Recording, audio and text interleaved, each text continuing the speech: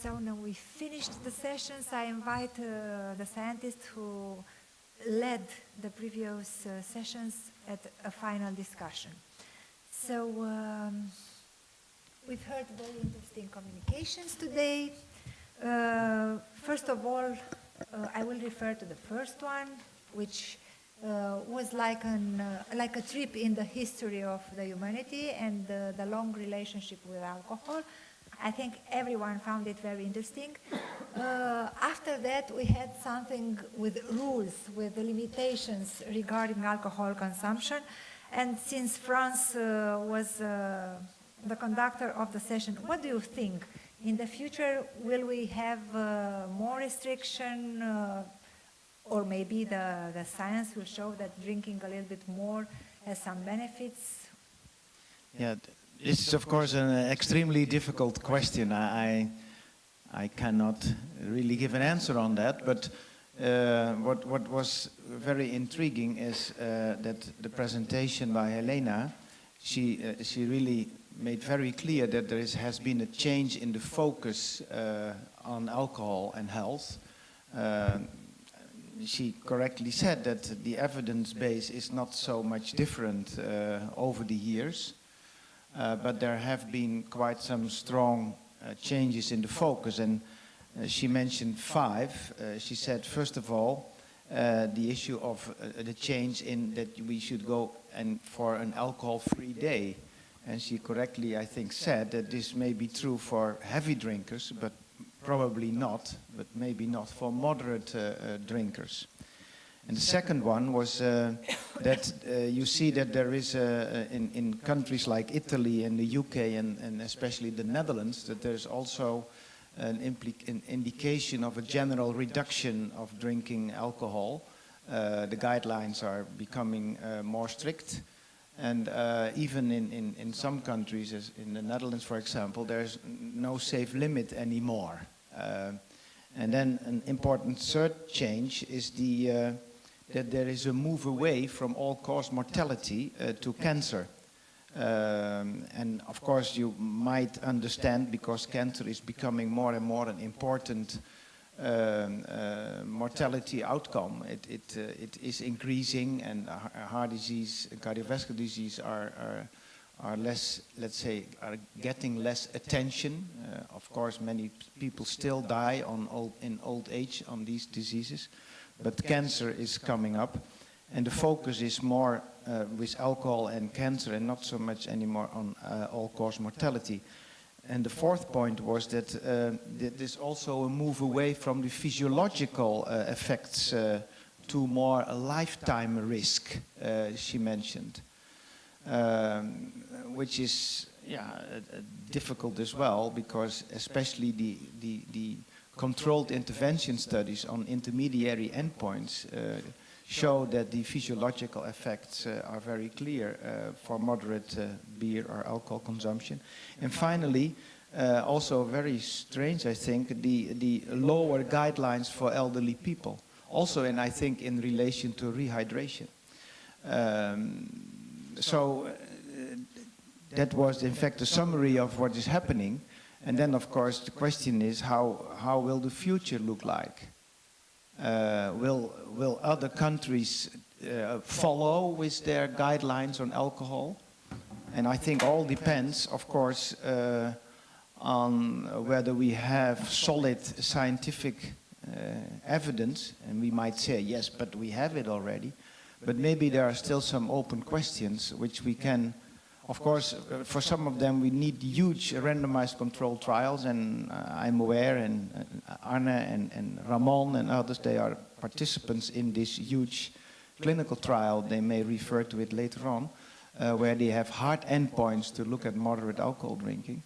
But meanwhile, I think we should also strengthen our evidence base by doing, say, well-controlled, smaller intervention studies, also making use of non-alcoholic beer, compare it with alcohol-containing beer to intermediary endpoints.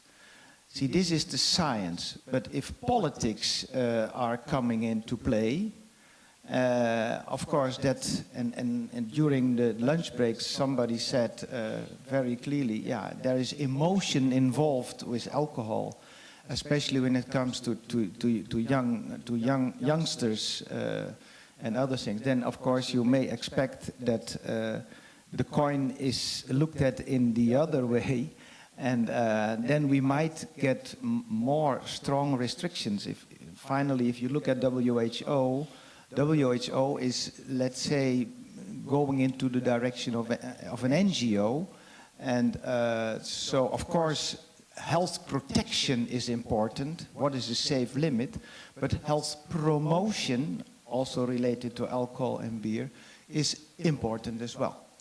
That's what I would like to say. Yes, WHO has always something to say. We already discussed about salt, now we have sugars, there are lower and lower limits for this intake. I think Arne wants to add something. Yeah, I think, I still believe that the truth will prevail at the end of the day, because I'm a scientist, so I have to believe that. And I think we have a major challenge really to influence decision makers and politicians to ensure that everything is driven by the totality of evidence based on scientific substantiation. I think we have the experience now that, for example, all the debate about saturated fat, and it really turns out that there's been an erroneous recommendations over the last 30 years about saturated fat, and probably also about sodium. So we see more and more that everything is not based on nutrients, but it's actually based on foods, where we look at foods instead of looking at nutrients, because the food matrix is important. And I think when again here I think we have some important issues, because at the end of the day, there's no doubt about that there is a window for a moderate alcohol, beer and wine consumption that is healthy. And I think we have a strong case, because all the data goes in that direction, and also in terms of some of the more prevalent diseases. But also we have a 1,000-year-long history that it's part of our food culture. And I think that's it goes hand in hand with people who want to have pleasure and gastronomy and have a good time. So I think we should work in that direction. So just to sum up, I think there's a need for a kind of European consensus about what should the limits be, because it doesn't make sense that the European Union now, we are in Brussels, spend fortunes on having consensus panels discussing how the shape should be of cucumbers and how long they are allowed to be. But we have 20 different guidelines about the alcohol limits. So I think that's definitely something where maybe we should take a lead in trying to put the authorities and the experts together to reach some consensus there. And I also think the underreporting issue is extremely important, because all the observational data we see here is based on self-report. So we know that the x-axis should actually be doubled. But nobody think about that when they translate it into recommendations to people. So they use the same ones. So there's probably a really good case for that. The recommendations for alcohol limits are probably too restrictive in reality. It's just a comment. So I believe that we should focus on, of course, doing more research, but I think apart from the mechanistic and intervention trials, the epidemiological studies should also look more at, for example, we know that the breast cancer risk is heavily modified by the intake of folate. And I think that's the case for many of these risks, that they don't take into consideration that those who are driving the associations are those with a heavy alcohol consumption, who also tend to have a lousy diet. And if you adjust or take into consideration the deficiencies in the diet, maybe there is a solution for how to cope with that. And I think it's the same you see, for example, with the risk of red meat and colonic cancer. If you add sufficient amounts of dietary fiber and calcium from dairy, the risk is gone. So there's a lot of interactions where I think the epidemiological research can actually contribute to get a better understanding of that. I will turn to Ramon just in a second. I think you underlined very well the problem, and all the other scientists underlined very well the problem of fibbing regarding alcohol consumption, the under-evaluation, the misreporting. We have general this issue in epidemiological nutritional studies. There is something called the cookie or the biscuit amnesia, or the chocolate amnesia. They always forget to report that they have eaten something that they know generally it's wrong, so they don't say anything about it. But I think, at least in the last presentation, the Gaetano presentation, wonderful, I like it a lot. I eat a Mediterranean diet, but from now on I'll keep on drinking alcohol.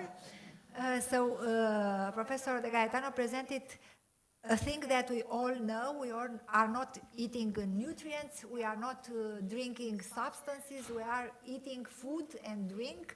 And this holistic approach to our diet is very important.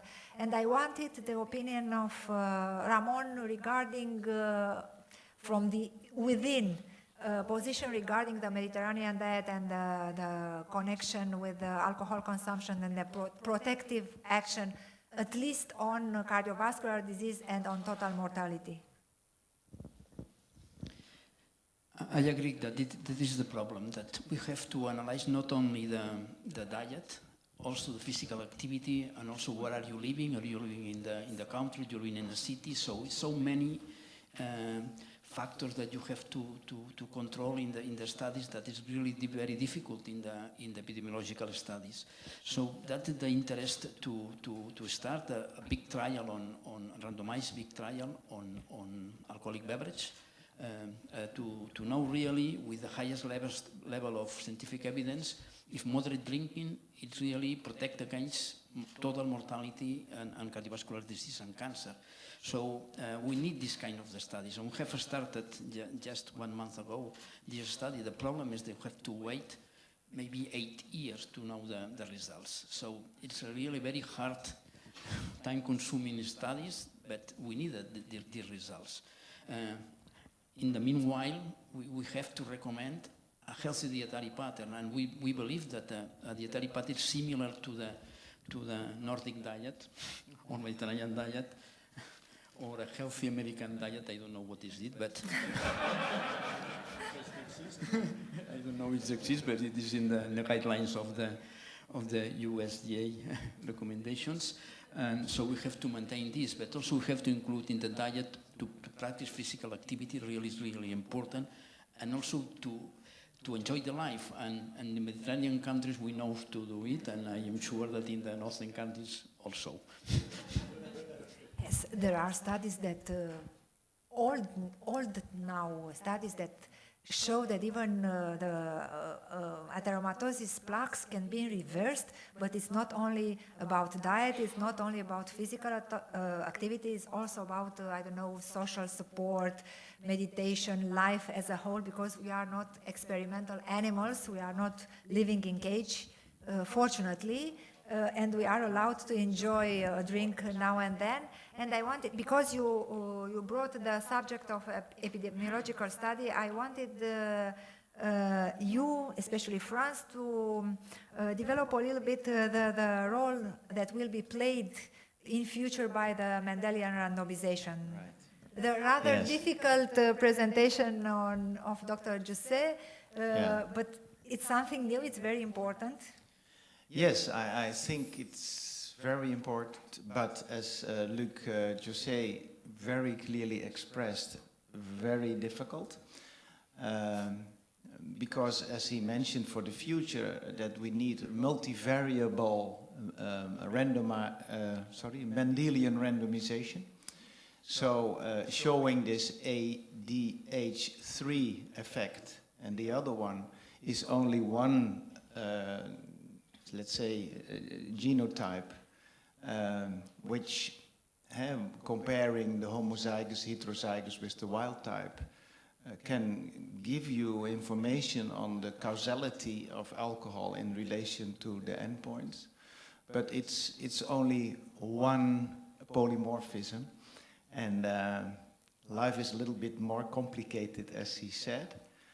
His hope is on genomics, but of course it will help us, but then of course we have the epigenome and we have the microbiome. So fortunately life is very complicated, otherwise one would manipulate too much. But I think the guy who is sitting there and need cash for alcohol research is indeed very much true for Mendelian randomization. I was very happy to also hear about the caveats and the assumptions of this Mendelian randomization. I expect that in the near future, especially also in relation to alcohol, that the researchers will make use of this concept, which is intriguing because you can show causality. But as I have mentioned before, for example, in this BMJ paper in 2014, they really misinterpreted the data and really draw two big conclusions on their analysis. And that, of course, will come into the media and with a good title and with a press release of the journal. I mean, the whole thing is going on, and this is really, let's say, making the solid J-shaped curve becoming less solid, although it's still solid, I asked Luc this morning very clearly. Yes, just a second, I will pass the word to Ramon. In the Predimed, I'm sorry talking about always the Predimed, but have spent 10 years in this trial.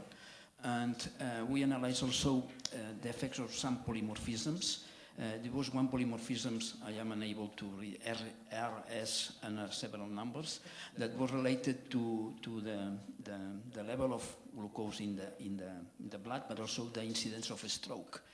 And the effects of the polymorphism was absolutely different depending on the diet. So the people who was in the low-fat diet has really the people who is TT of these polymorphisms has a higher risk of a stroke compared to the people who was not has this polymorphism. But the people in the Mediterranean diet, we don't find these differences. So diet maybe avoid the expression of some handful effects. So we cannot speak only on genes, we have to speak of the expression of the genes. And so the thing is more complicated than only Mendelian randomization. Genetics is not like a curse. We are inheriting something and nothing can be changed. We have to change our lives. Epigenetics show us that things can be changed.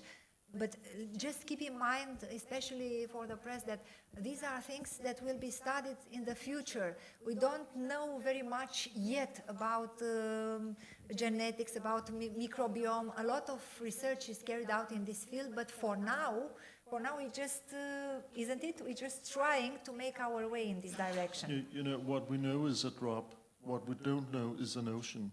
Exactly. It's a quote from Isaac Newton. And with these words, I will take my taxi. Yeah, give him an applause. Arne needs to catch the flight at, I don't know what time, but at least he had to leave for the taxi now. Okay, thank you very much. I remember in this spring I was to an obesity congress in Stockholm, and they tried to say clearly that it's not like we think. In future, parents will be able to choose. Blue-eyed child with white skin, non-drinker, and so on and so forth. For example, for obesity, there is not even 1, 2, 3, 4 genes responsible for this type of weight problem. There are many, many, many places in our genome that are responsible, and on that it comes epigenetics. So we heard about restrictions, more restrictions for alcohol consumption in older age. On the other hand, we heard a very interesting presentation regarding something that I think brings fear in all of us, Alzheimer's disease.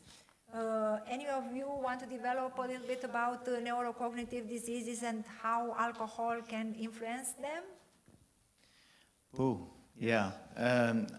This aluminium study and the potential impact of silicon is very intriguing, but as far as I understand, this is in a later stage, at least it's clearly in a stage of Alzheimer. But I think even as important is, of course, cognitive decline. And with respect to cognitive decline and alcohol consumption, there's not a lot of data available yet. And I think that would be typically a topic where the research could be, let's say, improved and also strengthened in order to get data.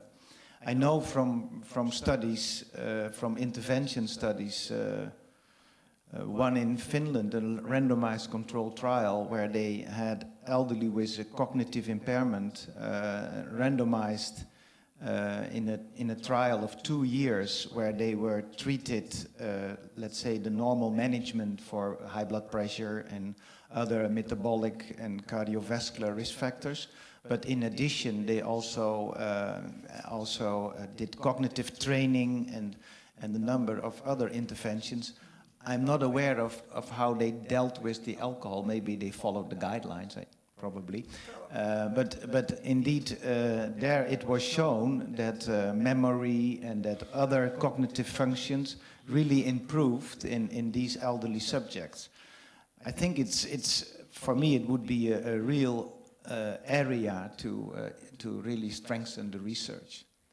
Obviously, we are living more, and some diseases that didn't take their toll on our ancestors now are a problem for us, for example. And this will be the last question regarding cardiovascular diseases. We still see that the J-curve is on its place. Nothing, not even the Mendelian randomization could take it away. Do you see still that this can be an advantage of alcohol consumption? Can we tell to our patients that drink, not to encourage them to drink more, but if they drink, can we still tell them that there is an advantage on cardiovascular diseases? For me, I am a medical doctor. I am working in a big hospital. I am seeing patients every day, and it's no problem to say a patient who has a risk of cardiovascular disease or have had a myocardial infarction, if they don't want to consume because there's a Muslim or something like this, okay, it's your option. But if not, I recommend to follow a healthy dietary, a healthy diet, and a healthy diet include a moderate amount of a fermented beverage, wine or beer. So this is our recommendation. I have no problems to say this to my patients. So the problem is you cannot say this in the media. I don't know absolutely why. If you give the information quite clear, but I agree that this is our job as a medical doctor to recommend the best for the patients. I think that the best for this kind of patients is to drink moderately, and I underline moderately. I think it's clear, it's moderation overall. And I will wrap up asking you, so does beer fit in the appropriate lifestyle of a normal adult, of a healthy adult? Yes, definitely in moderation. You don't have to drink in order to, let's say, improve your health, because there are so many other different ways. But if you like to have an alcoholic beverage every now and then, be my guest, I would say. I think Ramon is of the same opinion. Absolutely.